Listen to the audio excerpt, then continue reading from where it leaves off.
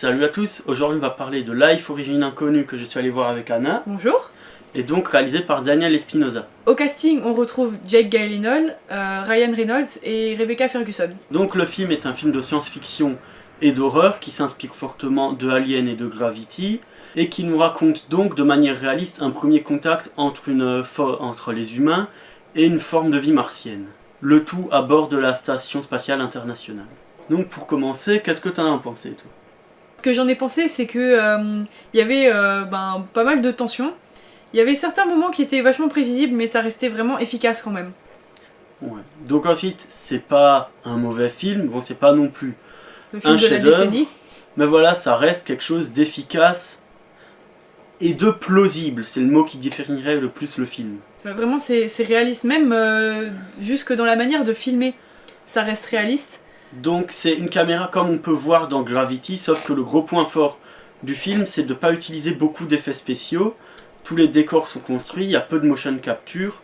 Donc la caméra, elle est mise dans des genres de filets. Et du coup, ce que j'avais fait remarquer, c'est comme si on lâchait une GoPro dans l'ISS en fait. Genre, elle se balade comme ça, et au début, il y a un plan séquence d'une dizaine de minutes, comme si la caméra, elle se baladait au milieu des gens. Ouais, comme ça on voit... filme à l'envers, vraiment comme... enfin, ça fait vraiment un vrai effet 0G, quoi. Ouais, comme on voit les objets qui se baladent dans les expériences 0G. Voilà.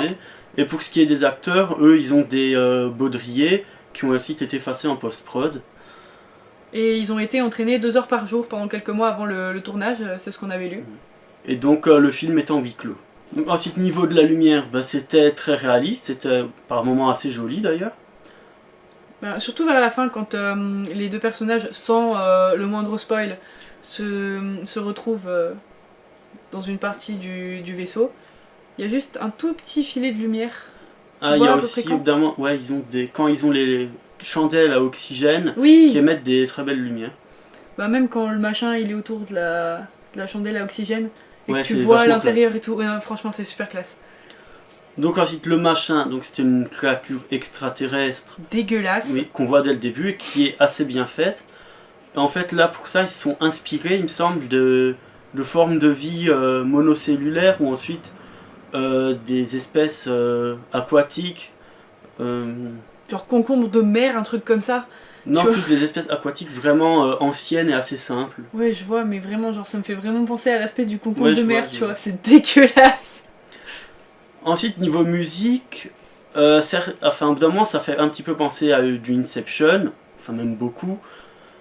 Alors moi, c'est le premier truc auquel j'ai pensé quand j'ai entendu la musique, je me suis dit Inception, quoi. Et ensuite, ça peut aussi faire penser à Ainsi par la Zarathustra, qui est dans 2001 l'Odyssée de l'espace. Bon, ensuite, c'est plus une référence, ouais. Ah bah oui, en même temps, ce film, c'est tellement la base des films qui se passent dans l'espace, quoi. Ensuite, pour ce qui est du jeu d'acteurs, alors ils savent bien interpréter leurs personnages, ensuite leur interprétation n'est pas forcément marquante pour tous. Bon, à part Jake Gyllenhaal, il joue un personnage assez différent de ceux qui jouent d'habitude, plus introverti, mais il le joue avec une certaine justesse qui lui est propre. Donc ensuite, pour ce qui est de l'histoire, c'est une histoire assez basique de survival. Bon, par contre, c'est ni un noir ni une femme qui se fait tuer en premier. Ça, c'est ce que j'avais fait remarquer, et c'est cool, parce que dans les films d'horreur des années 80-90, c'est toujours la blonde ou le mec, genre le black, qui se fait tuer en premier. Et là, ils ont réussi à survivre quand même. Ensuite, pour ce qui est du troisième acte, ça sort un petit peu des clichés, donc c'était pas mal. Bon, ensuite, pour ce qui est encore des décors, vu que c'est en huis clos, on peut vraiment voir tout ce qu'il y a dans la Station Spatiale Internationale. Mieux que dans Gravity par exemple. Et il y a même cette scène où il y a des enfants qui posent des questions aux astronautes. Par exemple, comment vous faites ci, comment vous faites ça. Ils montrent la salle de bain, ils montrent la douche, les toilettes. Moi qui ai vu des vidéos faites par des vrais astronautes, des vrais ISS, parce que j'ai pas de vie et que je regarde pas mal de trucs sur internet, je peux dire que ça ressemble vraiment pas mal. Genre comme ils accrochent les tablettes à... Après, c'est comme un petit peu futuriste aussi, c'est comme ça, mais en plus classe, on va dire, parce qu'il y a des hologrammes et tout qui se baladent dans le... Ouais, enfin, vite fait quoi. Ouais, bah oui, vite fait, mais on les voit. En même temps, c'est grave pratique ce truc, c'est important quand même dans l'histoire. Il nous montre, il filme et ça nous montre comment ça fonctionne sans que ce soit trop insisté. Et donc le film reste réaliste tout en montrant un futur qui est possible. Mon Dieu. Et donc c'est sûrement le film de premier contact extraterrestre le plus réaliste que vous pourrez voir. En sachant que l'extraterrestre a plusieurs formes, au moins c'est pas la dernière forme tout de suite, le gros machin qui vient vous casser la bouche, ça commence petit et ensuite c'est vraiment très méchant. L'introduction de l'extraterrestre dans le vaisseau est aussi putain de réaliste, je trouve.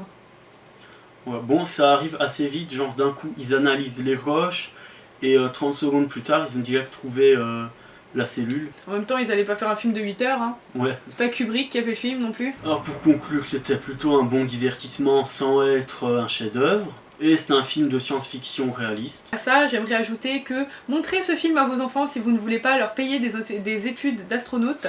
Effectivement. En tout cas, moi j'ai bien stressé. Pareil pour moi.